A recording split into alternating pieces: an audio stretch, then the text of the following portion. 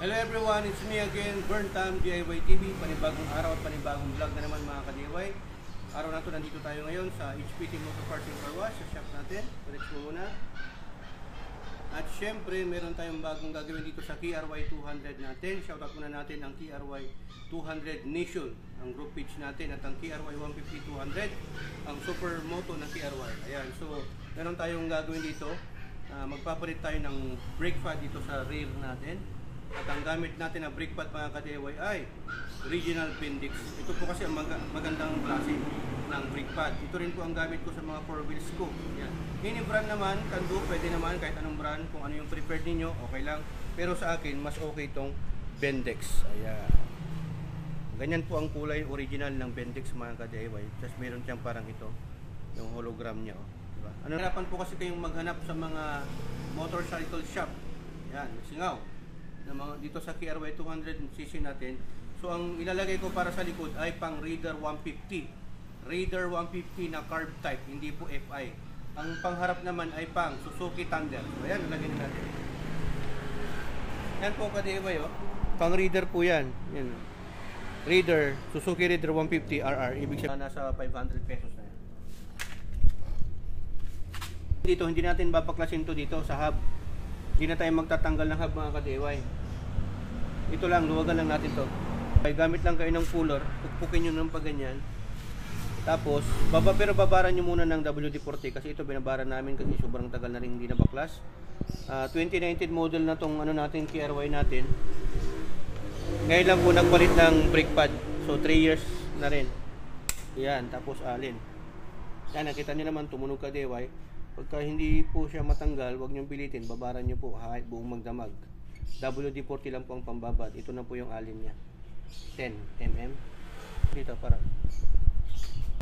Ito po kasing alin na to ka-DIY. Siya po yung nagsiserve as lock dito para hindi ho matanggal yung brake pads. Maintenance po ng brake pads niya kasi syempre po baka mamaya metal to metal na yung ano, nagagasgasan, masisira yung disc plate natin. So ayan mga ka-DIY, wala na, lag na. Tapos ito na lang yung tatanggalin natin. Hilain lang natin to. Tapos ang isang diskarte dito mga ka-DIY, i-press natin to palubog itong piston niya. Para nang sa ganun, ma-access natin to para hindi tayo mahirapan. Para ma-press natin to, gamit lang kayo ng flat screw, ilagay nyo dito. Yan. Unti-unti lang hanggang sa pumasok po siya. Yan, oh. Para malaglag yung brake pad. Yan. Ngayon, pag nalaglag na yung brake pad, ganyan na ho. Oh, di ba? Simple lang po ka-DIY. Yan, oh. So, ganyan na po yung itsura ng brake pad natin. Malapit na po siya mag-metal to metal. Yan, ganyan ho ang itsura niyan. Ganyan, ganyan. Kasi ito, para dito yan, oh. Pakita mo. Ito yung mag-guide dito. Lock guide niya yan para hindi siya gumalaw-galaw pag nakalagay na. So, yung isa din, gamitan natin nito. Yan, ganyan din ho siya. May lock din po siya ka-DIY. Let's skip. Yan. Tapos ang gagawin natin, yan, ganyan. I-press nyo lang to ka-DIY. One pot po ito. Ibig sabihin, isa lang po yung piston niya. I-diin na lang po natin. Yan. So, no need na po na baklas nito. Yung iba po kasi nagbabaklas pa sila ng hub. Tinatanggal pa nila to. Tapos tinatanggal pa nila to para maangat nilang ganyan. Sa atin hindi na. Diskarte na lang yun na malupit. So, yan. Compare po natin yung bago sa luma. Tingnan mo gano'ng kakapal yung ano, Bendix. Yan. Carbon style na siya, carbon. Ganda. Kapal mga ka-DIY. Yan, oh. Oh. 'Di ba? Grabe ang nipis, oh. No? Nabawas. Dito yung 3 years na. Grabe. Oh. Siya, oh. Grabe. Yan, so ang next na diskarte natin mga ka-DIY kasi mahirapan tayo na ilagay ito dito. Ito, oh, luwagan nyo to. Itong brake fluid cap dito para maitulak natin to. Kasi talagang iipitin natin to ka-DIY yung piston niya. Tulak-tulak natin ganyan. Yan, oh. Ididiin talaga natin kasi pag hindi natin bubuksan yun, hindi to may press. So gamit din kayo ng basahan kasi pag tutulog, punasan nyo agad. Yan ka-DIY, oh, tumutulo siya. Kasi binuksan ko po ito. Yan. Para yung pressure niya may labas. Kasi pag hindi natin yan bubuksan, hindi talaga natin to mapresurean. Tapos gamit talaga tayo ng Yan, lumubog siya. Palubugin talaga natin. Yan o, lumabas po siya. Ganyan talaga ka-DIY yan. Buhusan na natin ng tubig mamaya. Tapos pag ganyan, lumubog na siya, hindi na kayo mahirapan dyan.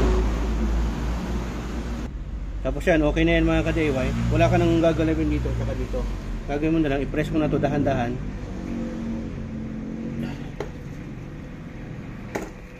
Yan. Kita ba? Yan. So pag na-press nyo na yan, kakasya na to mga ka-DIY. So ang itsura niyan, ganyan, pataso siya. Dito para makita. So ayan, kasyang-kasya na ho siya mga ka-DIY. Kanina kasi hindi to kakasya, nakita naman sa camera, di ba? Yan, tamang-tama lang, hindi ka na magbabawas. Pero maganda dito ka-DIY. Lihain muna natin kung may liha. May liha. Yan, lihain muna natin ang konti ka-DIY para mas makapit. Yung sa harapan talagang niliha ho namin yun kasi hindi ho talaga siya magkasya. Yan, okay na yan ka-DIY. Lalagay na ho natin. Yung paglalagay niyan, ganyan, hindi po pagbaba, pag ganyan ho. Lagay na natin. Yan, pakita mo. Ito dito. Yan, ganyan ho yan, isura niya. Tapos ito, isa din ito, maglalak din siya doon, doon. Yun o. Ito, yan, yung tinuro ko. Dito, yan ho siya maglalak. So, lalagay na natin. Yan yung lock guide niya. Tapos itataas na lang natin ito ka-DIY. Yan, tataas natin. Tapos ilalagay na ho natin to. Mas maganda to pag may grasa. Kuha ka ng grasa. Ihain na rin natin para matanggal yung mga kalawang niya. As part of maintenance na rin ka-DIY. Lagyan natin ng grasa. Lubugin na natin ganyan. Stack up. Ganyan. Lagyan na natin. Tapat natin ng ganyan. Yan. Initan natin ng alin. Ito mga ka-DIY, inaano ho natin sa inyo yung proseso, dinidetalye natin para i-share naman natin yung knowledge natin. Kaya sorry po sa mga mekaniko na ayaw nilang pa-share yung mga ganito, pero ako i-share ko po. Dahil dito sa HPT, sharing is caring. So ayan, ganyan po kadali mga ka-DIY. Yan. Hanggang sa maibauno natin siya. Pag humigpit na yan, parang ganyan, yan, okay na yan. Diba? So, nandyan na siya mga ka-DIY. Ito yung last part. Lalagay na rin natin ito. Lagyan ko na rin ng grasa para hindi na siya mag-stack up. Yung iba wala nang ganito eh. Yan, okay na yan. Tapos pagka bumalik yon, pump nyo lang to. Ipipreno lang natin yon. Babalik na ho yan mga ka-DIY. Sasarado natin na rin natin ito. So yan mga ka-DIY, ito yung pagpapatuloy na kung saan ginagawa natin itong brake pad ng KRY 200 natin. So itatry na natin kung pipreno at meron siyang play. Sige, so ikutin mo. Yan, dapat po ganyan may play. Tapos ipapump na po natin itong brake niya para bumalik na po yung piston. Papag-pump muna natin, pakita mo. Yan. Kasi pinrelease natin yung piston eh. Pakita mo dito, sumisikip na yung brake pad. Sumisikip na? Opo. Sige nga, itaas-taas. Kung pipreno na. So ipapump lang natin ito. Para bumalik yung piston. Yung piston, no? Kasi pinrelease natin yan para mailagay natin yung brake pads. Tambay muna. Sige. Yan, testing na natin. Pinapump pa natin. Iangat natin yung play. Lakas mo yung play. Yun, play na. Kita mo. Nakikita ba nila? Opo. Sige. So, yan. So, yan, ka-DIY. Ganun lang po yung proseso na kung saan kung paano magpalit ng brake pad dito sa KRY 200 natin. Ang pinalit po natin brake pad ay pang Raider 150. So, Raider 150 na carb type. Hindi po yung FI. Okay? So, ganun lang po yung proseso. Hindi na po tayo nagtanggal ng wheel hub. Sikretong malupit po yan.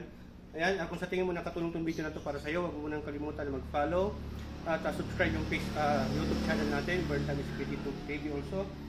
At syempre, ingat po kayo sa pag-DIY dahil dito sa HPT, dalawa lang po ang meaning ng DIY. Do it yourself at destroy it yourself. Ito sa HPT, nakatipid ka na, natuto ka pa dahil sa HPT, sharing is caring. Ayan, ingat po kayo sa pag-DIY mga ka-DIY. At syempre, shoutout natin lahat ng mga naka-dirt bike dyan, especially sa mga KRY, KRC, at Kia 200cc at 150 KRY Nation. Shoutout natin, syempre, shoutout natin, Ryan Tamundong ng Zen Moods. Ayan, ship mechanic siya dyan. At syempre, Analos Vlog, syempre, huwag nyo rin kalimutan, ka-motivate. At yan, ito ka to Beta Glory, Burntime. Signing off.